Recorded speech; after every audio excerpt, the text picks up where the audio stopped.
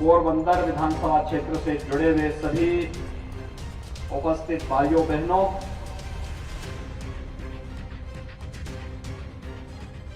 भगवान श्री कृष्ण के बाल सखा सुदामा की इस पावन धरा को मैं नमन करता हूं। भारत की आजादी को सत्य अहिंसा के मार्ग का अनुसरण करते हुए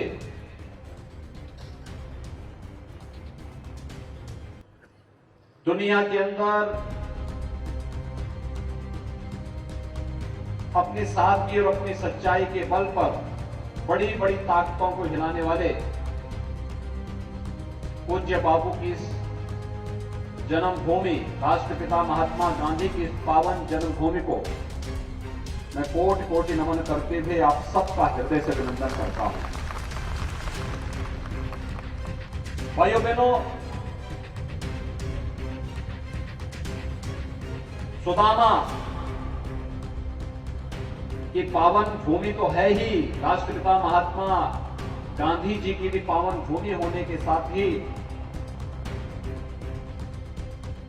यहां पर नाथ संप्रदाय से जुड़े हुए भी महत्वपूर्ण स्थल है। ओड़दर में पूरा गांव ही बाबा गोरक्षनाथ का अनुयायी है और माधव प्राची में यह मान्यता है कि भगवान श्री कृष्ण और रुक्मणी के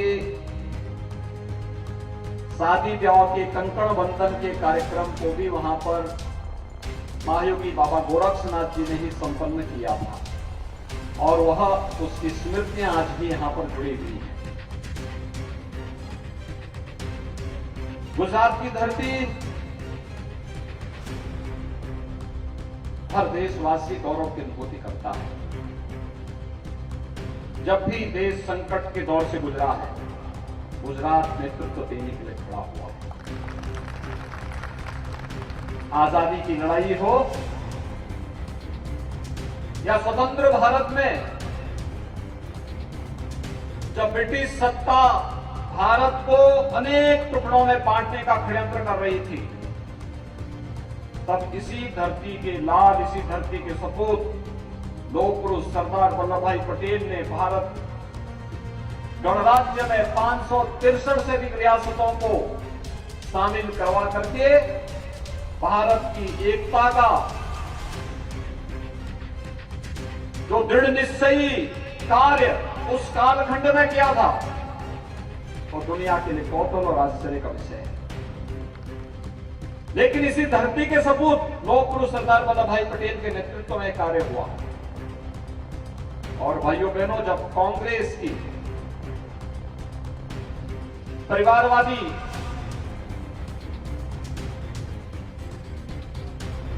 सत्तालोलुप भ्रष्ट सरकार के कारण पूरे देश के अंदर अविश्वास का माहौल पैदा हो गया था। राजनीति को लोग अविश्वसनीय तरीके से देख रहे थे। भारत की प्रतिष्ठा वैश्विक मंच पर गिर चुकी थी।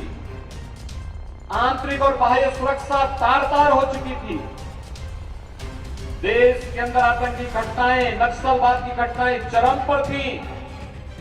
आम जन भ्रष्ट और उस समय की सत्तालोलुप सरकारों के खिलाफ जब आंदोलन करने के लिए सड़कों पर उतारू था, तब देश को नेतृत्व देने के लिए इसी गुजरात की माटी से श्री नरेंद्र भाई मोदी जी देश का नेतृत्व संभालने के लिए आए थे।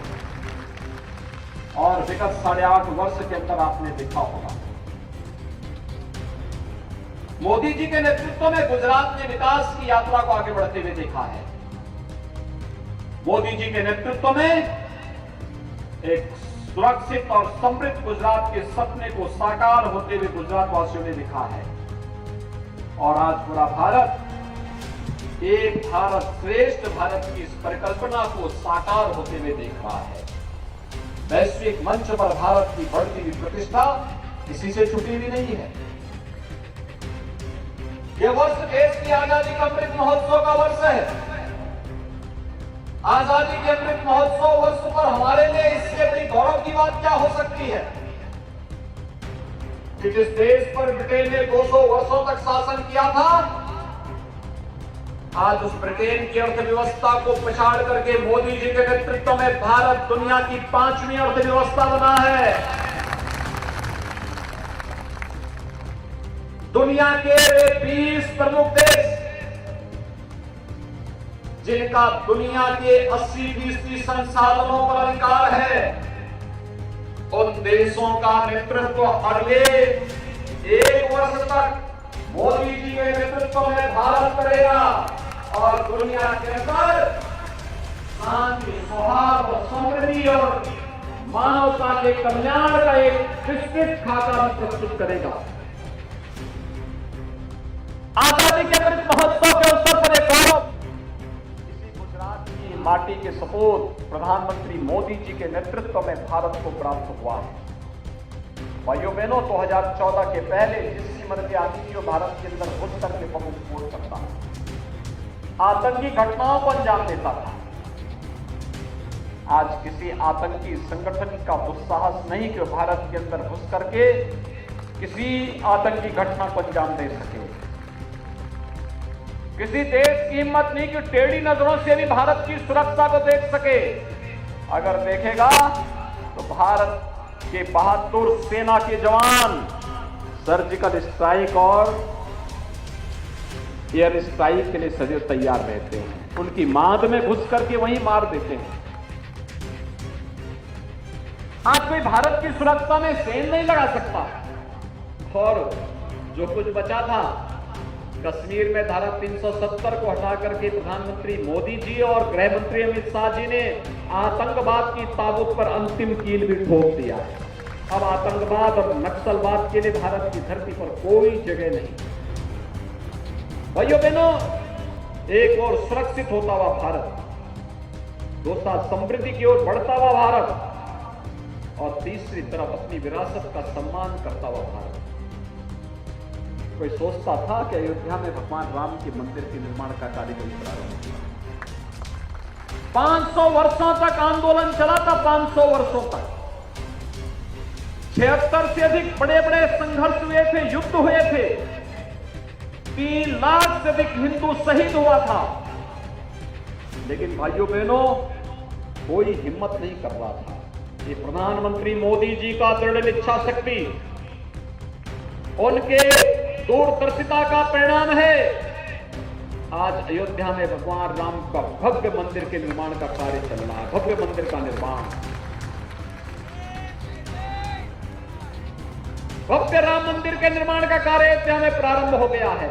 और 2023 के अंत में जब अयोध्या में भगवान राम का भव्य मंदिर का निर्माण होगा, रामलला वहां विराजमान होंगे, भाइयों बहनों, वह भारत के गौरव का राष्ट्र मंदिर बनेगा। हर भारतवासी उस पर गौरव की अनुभूति करेगा। आज काशी में आप जाइए, काशी में भगवान विश्वनाथ का धाम पूरी भव्यता के साथ पूरी दुनिया को अपनी ओर आकर्षित कर रहा है, प्रधानमंत्री मोदी जी के कारण।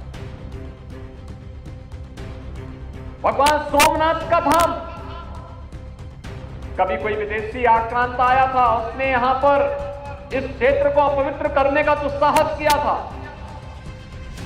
सरदार साहब का दृढ़ इच्छा शक्ति थी कि सोमनाथ मंदिर के पुनरुद्धार का कार्य उन्होंने अपने समय में पूरा किया और मोदी जी ने उसे भव्य स्वरूप प्रदान कर दिया है।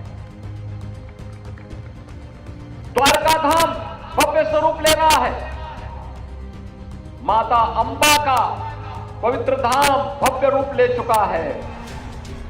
उज्जैन में महाकाल का महालोक भव्य रूप ले चुका है। उत्तराखंड में केदारपुरी और बद्रीनाथ धाम भव्य रूप से एक बार फिर से सज रहा है, संवर रहा है, दुनिया को अपनी ओर आकर्षित कर रहा है। यही तो है भारत की विरासत का सम्मान। लेकिन संकट के समय अपने देशवासियों के साथ खड़ा भी कैसे होना चाहिए, उनके प्रति कैसे संवेदना होनी चाहिए, एक अभिभावक के रूप में प्रधानमंत्री मोदी जी ने कोरोना कालखंड में भी देशवासियों के सामने एक उदाहरण प्रस्तुत किया। जब हर व्यक्ति अपनी जान के लिए उस समय मारा फिर रहा था, तब प्रधानमंत्री मोदी जी 135 करोड़ लोगों के जीवन को बचाने के लिए, वैक्सीन बनाने के लिए पूरे देश के अंदर प्रयोगशालाओं का निरीक्षण कर रहे थे। और उस समय उन्होंने जो मंत्र दिए, और भारत के कोरोना प्रबंधन का दुनिया के अंदर एक लोहा बनाता। भाइयों बहनों, आज आप देख रहे होंगे प्रधानमंत्री मोदी जी ने उस समय जो व्यवस्था दी, फ्री में टेस्ट, दुनिया के अंदर बड़े बड़े विकसित देश हैं, समृद्धिशाली देश है, भारत से कई अच्छा उनके पास हेल्थ इंफ्रास्ट्रक्चर है, लेकिन फ्री टेस्ट उन्होंने अपने नागरिकों को नहीं दे पाए, फ्री में उपचार की व्यवस्था नहीं दे पाए, फ्री में वैक्सीन नहीं दे पाए, अपने लोगों को अन्य सुविधाएं नहीं दे पाए।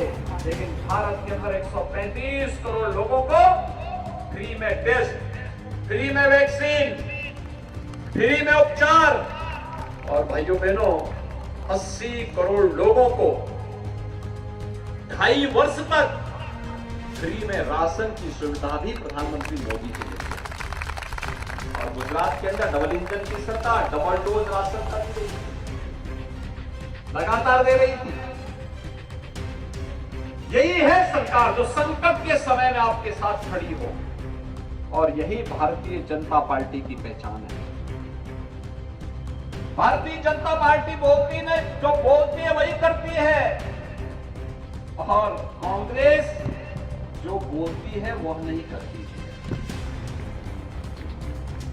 कांग्रेस संकट के समय कभी खड़ी नहीं होती है, और बापू ने इसीलिए कहा था, जब देश आजाद हुआ था, बापू ने कहा था कांग्रेस को विसर्जित कर दो, कांग्रेस को समाप्त कर देना। कांग्रेस का काम समाप्त हो चुका है। और भाइयों बहनों, बापू के सपने को साकार करने का समय आ गया है। आप याद करिए, उत्तर प्रदेश 25 करोड़ की आबादी का राज्य है,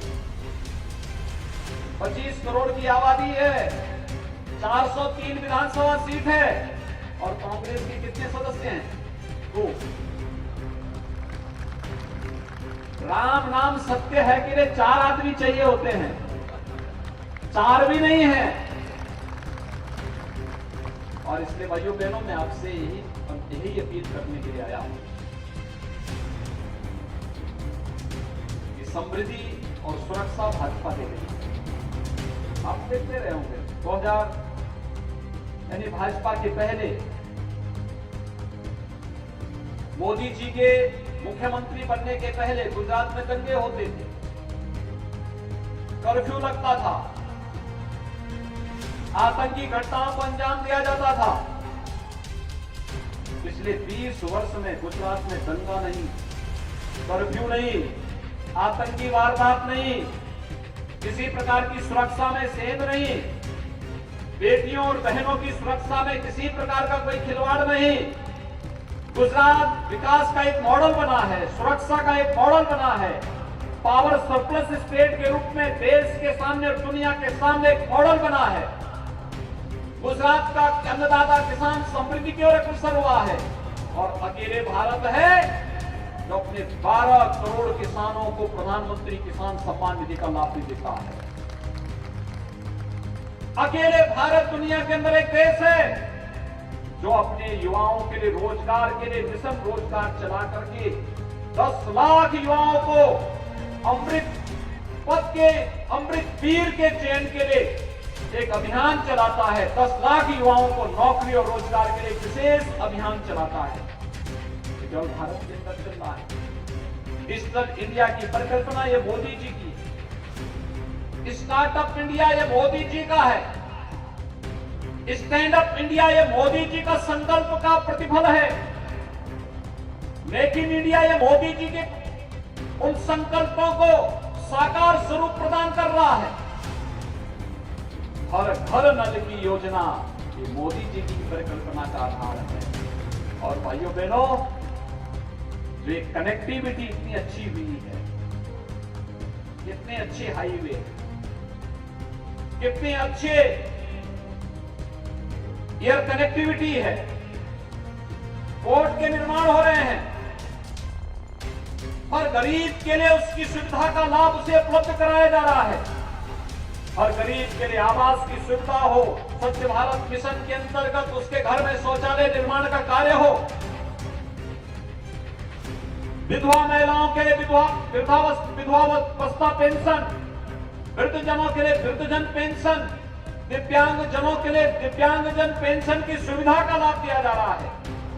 वो संरक्षण के लिए अनेक कदम उठाए जा रहे हैं और उन स्थितियों में प्रश्न उठता है भाइयों बहनों कि अगर कोरोना कालखंड में कांग्रेस होती तो भाइयों बहनों उपचार का पैसा भी और वैक्सीन का पैसा भी ये खा जाते।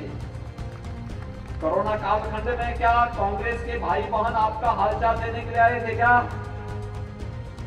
मैं आपसे पूछना चाहता हूं, क्या दोनों भाई बहन आपका हालचाल लेने के लिए आए थे? आएंगे भी नहीं, क्योंकि जब देश में संकट होता है तब भाई बहन को नानी नाना का घर याद आता है, तब उन्हें इंडिया नहीं इटली याद आता है। आपने देखा होगा इस समय कांग्रेस के नेता भारत जोड़ो यात्रा में निकले हैं और भारत जोड़ो यात्रा का एक अद्भुत नमूना ये भी देखने को मिला कि उनकी एक सभा में राष्ट्रगान की बात हुई और राष्ट्रगान के दौरान फिल्मी धुन बजने लग गया, फिल्मी गानों का धुन बजने लग गया। यानी बड़ी अजीब सी स्थिति है। क्या इनके रहते हुए कश्मीर में धारा 370 हट पाती? आपको लगता है क्या कश्मीर में धारा 370 कांग्रेस हटा पाती और अयोध्या में राम मंदिर का निर्माण कांग्रेस कर पाती? भाइयों बहनों, न वो संकट के समय आपके साथ में, न वे आपकी आस्था का सम्मान कर सकते हैं, न आपको सुरक्षा ही दे सकते हैं, तो फिर उनको चुनाव जिता करके अब करेंगे। एक कहावत है हिंदी में और वह है कि अपने लिए स्वयं अपना दुश्मन पाल लेना। कहते हैं आ बैल मुझे मार, यानी ये कहावत कांग्रेस पे भी बैठती। और इसीलिए मैं आप सबसे अपील करूंगा कि भाइयों बहनों, मैं 5 साल पहले भी आपके पास आया था यहाँ पर बाबू भाई के लिए, तब भी मैंने आपसे अपील की थी और आपने समर्थन दिया। मैं इसके लिए आप सबका आभारी। भारतीय जनता पार्टी की सरकार बनी, 5 वर्ष तक भारतीय जनता पार्टी ने विकास के अनेक कार्यक्रम प्रधानमंत्री मोदी जी के नेतृत्व में, उनके मार्गदर्शन में यहां पर भारतीय जनता पार्टी की सरकार ने गुजरात को समृद्धि की ओर अग्रसर करने के लिए अनेक कदम उठाए। आज भी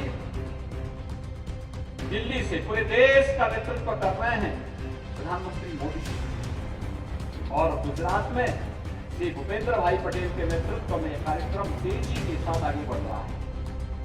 और इसलिए मेरी आप सबसे अपील है कि आज गुजरात माफिया मुक्त हुआ है, आज गुजरात सुरक्षा से सुदृढ़ हुआ है, आज गुजरात का विकास का मॉडल देश और दुनिया के अंदर जाना जा रहा है। आज गुजरात हर एक क्षेत्र में एक नया मानक प्रस्तुत कर रहा है और उन मानकों को आगे बढ़ाने के लिए आज एक बार फिर से 7वीं बार गुजरात के अंदर भाजपा का कमल का फूल खिलना चाहिए और उसमें पोरबंदर से भी यह संदेश जाना चाहिए। आप सभी पोरबंदर और आप आसपास के जितने भी भाई बहन हैं, मैं आप सबसे अपील करूंगा कि आप सभी लोग सहमत हैं पोरबंदर में कमल का फूल लहराएगा। सो आप बधा भाजपा ने भव्य जीत आपसो, हाथ ऊंचा करने समर्थन आपो। मेरे साथ बोलेंगे भारत माता की, भारत माता की।